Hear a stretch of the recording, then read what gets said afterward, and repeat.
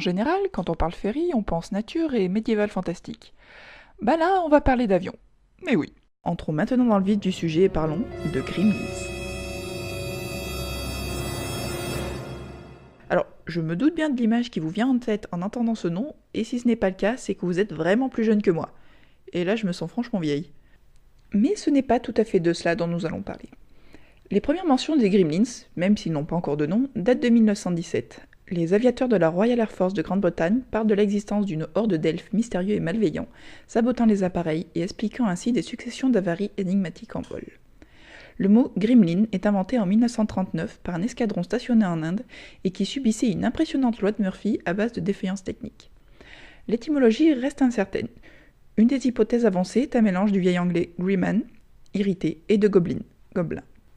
Durant la Deuxième Guerre mondiale, les gremlins sont sévis dans les avions de plus ou moins tout le monde, qu'ils soient côté allemand ou côté allié, l'affaire faisant rarement de politique. C'est à cette période que le British Air Ministry reconnut officiellement leur existence et donna son accord à la création d'un manuel pour aider à les gérer. Ils devinrent aussi un modèle de nose art, ces peintures de guerre dessinées sur le nez des avions pour maintenir le moral des troupes. La plupart du temps, les problèmes d'entraînée étaient mineurs, mais il arrivait que les gremlins provoquent de graves accidents. Ils étaient accusés de bloquer le train d'atterrissage, de cisailler les câbles avec les dents, de souffler du sable dans les tuyaux de carburant, de crever les pneus, de vider les réservoirs, d'appuyer sur les boutons, voire même de provoquer des hallucinations aux pilotes. Ceux-ci pouvaient les entendre trifouiller les moteurs ou chuchoter et rire pour mieux les déconcentrer. Néanmoins, il semblerait que tous les gremlins ne soient pas tous malveillants. En 1927, Charles Lindbergh réalisa un vol New York-Paris sans escale. Après 9 heures, plusieurs petits êtres éthérés lui étaient apparus, les dents restaient éveillées et lui faisant profiter de leurs connaissances pointues en matière d'aviation. D'autres témoignages du même acabit racontent comment les gremlins ont aidé d'autres pilotes. À quoi ressemble un gremlin ? Selon les pays, on trouve des descriptions et des comportements différents, ce qui laisse à penser qu'il en existe différentes sortes. Les témoignages parlent de créatures de 15 à 45 cm, de couleur bleue, verte ou parfois grise. Il est souvent question de petites cornes et ou d'oreilles pointues, et parfois dans un style plus flippant, d'œils rouges et de grandes bouches garnies de dents acérées. Tous ont de grands pieds garnis de ventouses leur permettant d'évoluer sur toute la carlingue des appareils.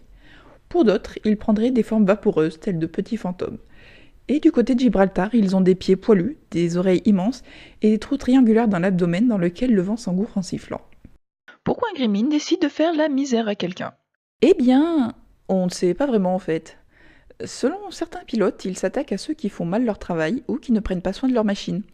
Pour d'autres, les aviateurs arrogants ou trop sûrs d'eux sont des cibles privilégiés. Et il y en a pour penser que des gremlins peuvent s'attacher à un appareil ou à un pilote pour les protéger. Et maintenant, me direz-vous ? Parce que, sans déconner, on n'en entend plus vraiment parler. Dans les années 1950, alors que la guerre froide battait son plein, on a commencé à discrètement censurer les témoignages ou même directement les interdire. Néanmoins, en 2010, un prêtre recueillit le témoignage d'un ancien officier américain racontant comment des soldats en Irak auraient été victimes de petites créatures fascinées par les avions et causant parfois des avaries. Et quand de nos jours un avion se crache sans explication, croyez bien qu'il y en a toujours quelques-uns pour penser tout bas que les gremlins sont sûrement responsables. Certains diraient que pour les éviter, on n'a qu'à ne pas prendre l'avion. Oui, mais non. D'après certains, le gremlin est un éteint technologique et il ne s'est pas contenté des avions. Vous voyez cette journée où votre réveil ne sonne pas, où la machine à café ne crache que de l'eau, où votre voiture coule une bielle sans crier gare et votre ordinateur chope un virus sans raison ? Ben voilà, ce sont les gremlins. On appelle ça le G, l'effet gremlin découvert par le sous-lieutenant Prune. On fait remonter leurs origines aux premières inventions, dont ils seraient les instigateurs, inspirant les savants au fil de l'histoire comme Benjamin Franklin ou James Watt. Mais lassés par l'arrogance des hommes, ils finirent par décider de leur pourrir la vie. Par contre, pour quelles raisons étaient-ils particulièrement attirés par les avions ? Mystère. Il est vivement conseillé de ne pas les insulter, voire même de laisser une petite offrande de lait et de gâteau près de l'appareil en rébellion, ainsi que de s'excuser si on a été grossier. Oui, il faut s'écraser. Ne tirez pas cette tête, ça vous apprendra l'humilité, ça vous fera pas de mal. Et putain, mais merde, mais il lui arrive quoi à cet ordi ?